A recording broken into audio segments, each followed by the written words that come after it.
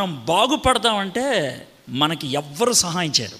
పైగా బాగుపడదామని ప్రయత్నం చేస్తే వచ్చేటువంటి అడ్డులు ఎంత భయంకరం ఉంటాయంటే, ఒక పర్టికులర్ మూమెంట్లో ఎలాంటి క్వశ్చన్ వస్తుందంటే, దేవా అసలు నువ్వు ఉంటే ఈ అడ్లు ఎందుకు వచ్చినాయి, నువ్వు ఉంటే నాకు ఎందుకు ఇన్ని కష్టాలు వచ్చాయి, ఈ కష్టాలు లేకుండా చేయొచ్చు కదా, ఈ సమస్యలు లేకుండా చేయొచ్చు కదా, ప్రార్థన చేస్తే జబ్బు పోవచ్చు కదా, ప్రార్థన చేస్తే అడ్డు పోవచ్చు కదా, ప్రార్థన చేస్తే సమస్య పోవచ్చు కదా.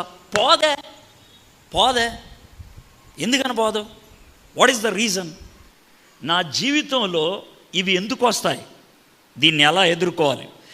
అది వ్యక్తిగతంగా జరుగుద్ది, కుటుంబపరంగా జరుగుద్ది, సంఘపరంగా కూడా జరుగుద్ది.